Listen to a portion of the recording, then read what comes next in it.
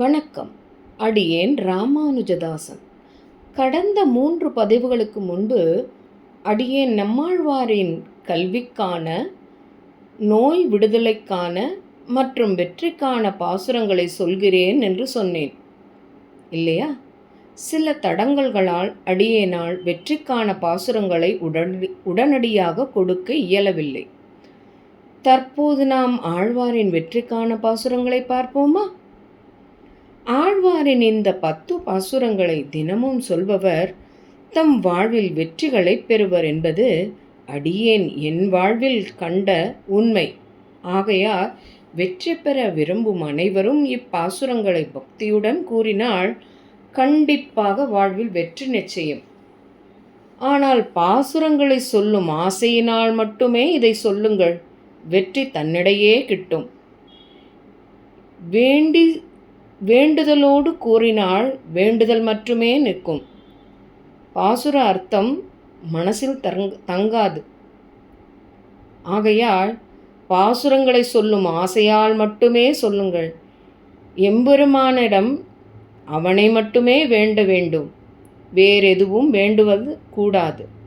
ஆகையால் அவனை வேண்டாமல் இதை சொல்லும் ஆசையினால் மட்டுமே சொன்னால் வெற்றி தன்னிடையே நம்மை சேரும். அடியேனும் அவ்வாறே தினமும் கூறி வருகிறேன். இதுவரை அடியேன் பெற்ற வெற்றிகள் அனைத்தும் அவனின் கருணையாலே. தற்போது நாம் பாசுரார்த்தம் பார்ப்போமா? ஆழியழ சங்கும் வில்லுமெழ, திசை வாழியழ தண்டும் வாழுமெழ, அண்டமோழையழ முடி பாதமெழ, அப்பன் ஊழியழ உலகம் கொண்டவாறே.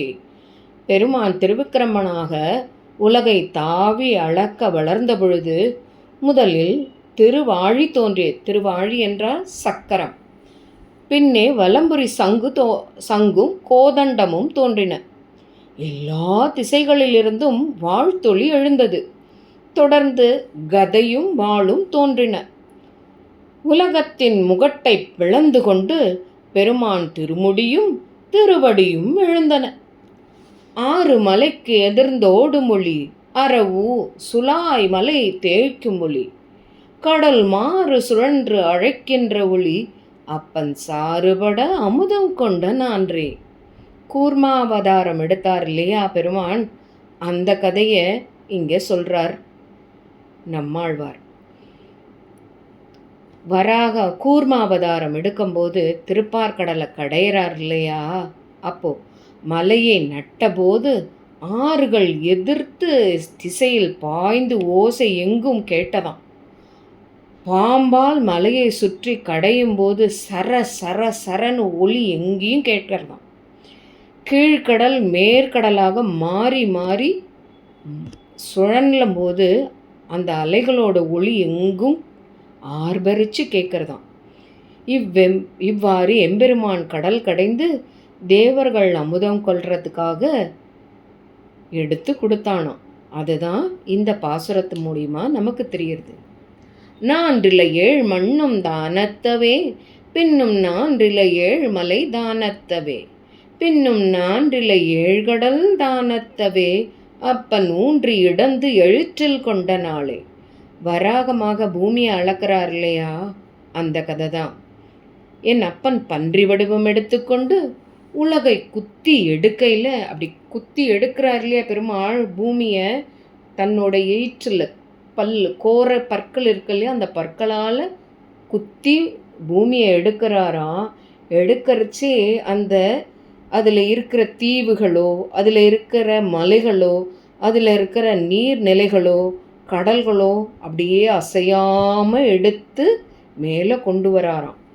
சிதையாமல் அப்படியே அழகாக அலங்காமல் நடுங்காமன்னு சொல்லுவா இல்லையா, அது மாதிரி எடுத்து கொண்டு வர கதையை தான் இப்போ சொல்கிறார். 4 மெழ நில நீருமெழ, விண்ணும் கோளுமெழ எரிகாலுமெழ, மலை தாளுமெழ சுடர்தானுமெழ, அப்பன் ஊழியழ உலகம் உண்ட ஊனே. அப்படியே ஆளிலையில் பெருமான் சயனிக்கிறதுக்கு முன்னாடி இந்த உலகத்தை அத்தனையும் தன்னுள்ள அடக்கிக்கிறான் இல்லையா, அந்த கதையை தான் இங்கே சொல்கிறார். உலகத்தை உணவாக எம்பெருமான் ஏற்று உண்ண பொழுது உறிஞ்சுகிற ஓசை பெரிதாக எழுந்தது. நாள்கள் இல்லாமல் போயின.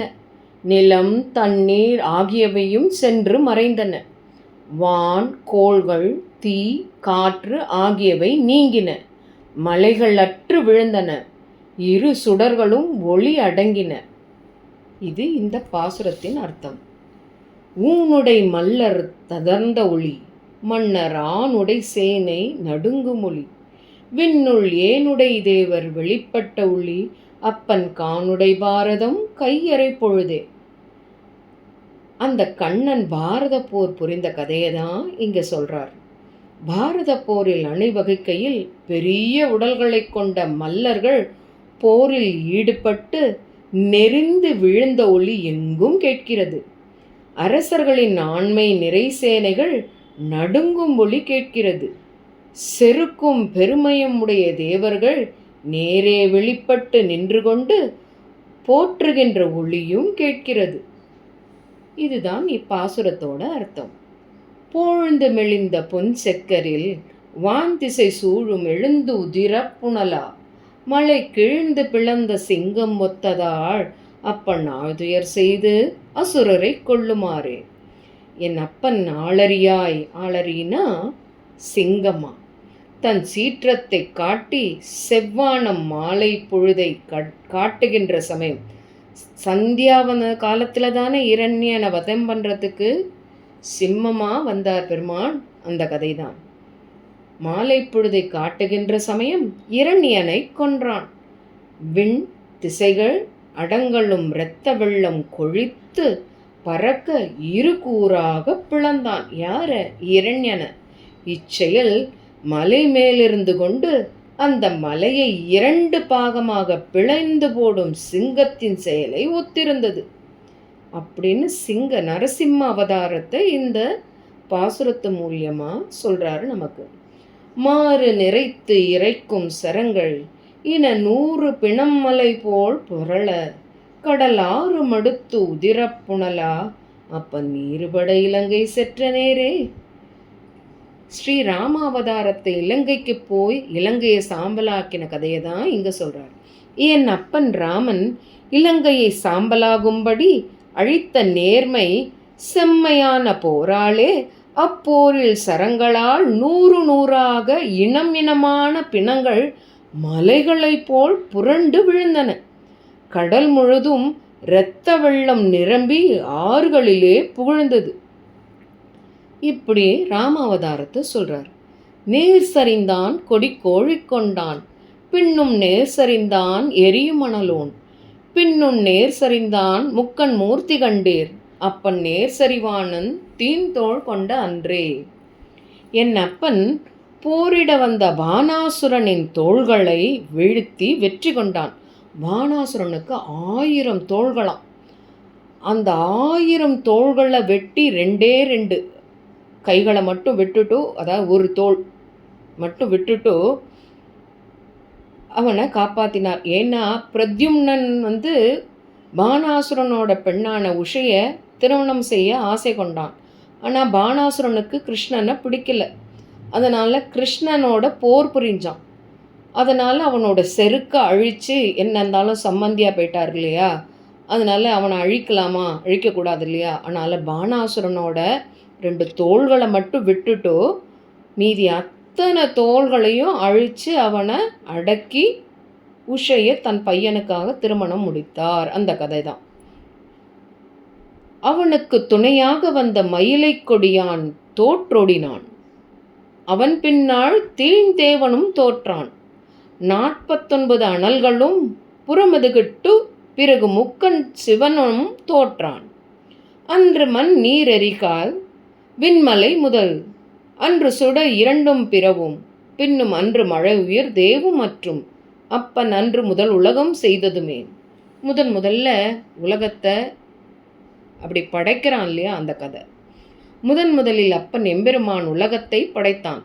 அவன் நிலம், நீர், நெருப்பு, காற்று, வானம் ஆகிய 5 பூதங்களையும் மலையையும் படைத்தான். 2 ஒளி சுடர்களையும் அவன் படைத்தான். பல பிற பொருள்களையும் உண்டாக்கி பின் மழையையும் உயிர் கூட்டங்களையும் தெய்வங்களையும் படைத்தான். மேல் நிறை கீழ்ப்புக மாப்புரள சுனை வாய் நிறை நீர் பிளிரி சொரிய இனா நிறை பாடி அங்கே ஒடுங்க அப்பன் தீமழை காத்து குன்றம் எடுத்தானே. கிருஷ்ணாவதாரம் செஞ்சபோது மலையை தூக்கி பிடிச்சான் இல்லையா கிருஷ்ணா, அந்த கதை தான். கெடுத்து அழிக்க வந்த 7 நாள் தீமழையிலிருந்து ஆநிரைகளை காக்க கண்ணன் மலையை குடையாக பிடித்தான். மேய்கின்ற பசு கூட்டங்கள் அம்மலையின் கீழ் ஒதுங்கின. மேலே இருந்த விலங்குகள் புரண்டு விழுந்தன. மலையை தூக்கி பிடிச்ச உடனே அந்த மலை மேலே இருக்கிற விலங்குகள்லாம் இருக்குல்ல, அதெல்லாம் சுருண்டு கீழே விழறதான். அதில் இருக்கிற தண்ணியெலாம் மலை மேலே சுனையிலலாம் இருக்கும் இல்லையா, அந்த தண்ணியெலாம் குலுங்கி கீழே அப்படி கொட்டுறதான். அதுதான் புரண்டு விழுந்தன. சுனை வாயிலிருந்து தண்ணீர் முழங்கி சொரிந்தது. ஆயர்பாடியும் அம்மலை கீழே தங்கி காப்புடன் வாழ்ந்தது. குன்றமெடுத்த பிரான் அடியாரோடும் ஒன்றி நின்ற சடகோபன் உரை செயல் நன்றி புனைந்த ஓர் 1000 இவை வென்றி தரும் 10 மேவி கற்பார்க்கே. இந்த 10 பாசுரங்களை சொல்பவர்களுக்கு என்ன பலன் அப்படின்னு சொல்றார். மலையை எடுத்து ஆயர்பாடியை காத்த கோவிந்தனின் அடியார்களுடன் சடகோபர் அவன் பெருமையை கோரிய 1010 பாசுரங்களையும் பொருந்தி கற்க வல்லவர்களுக்கும் இவை வெற்றியை கொடுக்கும் அப்படின்னு இந்த பாசுரங்களை முடிக்கிறார். நீங்களும் இந்த 10 பாசுரங்களை சொல்லி வெற்றியை அடைகிறீர்களா? இப்பொழுது பாடலை பார்ப்போமா? ஆழியழ சங்கும் வில்லுமெழ திசை வாழியழ தண்டும் வாழுமெழ அண்டமோழெழ முடி பாதமெழ அப்பன் ஊழியழ உலகம் கொண்டவாரே. 6 மலைக்கெதன் தோடுமொழி அரவு சுலாய் மலை தேய்க்கும் மொழி கடல் மாறு சுழன்று அழைக்கின்ற ஒளி அப்பன் சாறுபட முதம் கொண்ட நான்றே. நாண்டில 7 மண்ணும் தானத்தவே பின்னும் நாண்டில 7 மலை தானத்தவே பின்னும் நாண்டில 7 கடல் தானத்தவே அப்பன் ஊன்றி இடந்தெழுற்றில் கொண்ட நாளே. நாளுமெழ நில நீருமெழ விண்ணும் கோளுமெழ எரி காளுமெழ மலை தாளுமெழ சுடர் தானுமெழ அப்பன் ஊழியழ உலகம் உண்ட ஊனே. ஊனுடை மல்லர் ததைந்த ஒளி மன்னரானுடை சேனை நடுங்கும் ஒளி மின்னுள் ஏனுடை தேவர் வெளிப்பட்ட ஒளி அப்பன் காணுடை பாரதம் கையறை பொழுதே. பொழுது மெளிந்த புன்செக்கரே வாதிசை சூழும் எழுந்துதிர புனல மலை கீழ்ந்து பிளந்த சிங்கம் ஒத்ததா அப்பன் ஆழ்துய செய்து அசுரரை கொள்ளுமாறே. மாறு நிறைத்து இறைக்கும் சரங்க இன 100 பிணம் மலை போல் புரள கடலாறு மடுத்து உதிர புனல அப்பன் நீருபட இலங்கை செற்ற நேரே. நேசறிந்தான் கொடி கோழி கொண்டான் பின்னும் நேசறிந்தான் எரியும் மணலோன் பின்னும் நேசறிந்தான் முக்கன் மூர்த்தி கண்டு அப்பன் நேசரி வாணன் தேந்தோள் கொண்டவன்றே. அன்று மண்ணீரறி காழ்வின் மலை முதல் அன்று சுட 2 பிறவும் பின்னும் அன்று மழைய தேவும் மற்றும் அப்பன் அன்று முதல் உலகம் செய்ததுமே. மேநிறை கீழ்ப்புக மாபுரள சுனை வாய் நிறை நீர் பிளிரி சொரிய இனா நிறை பாடி அங்கே ஒடுங்க அப்பன் தீமழை காத்து குன்றமெடுத்தானே.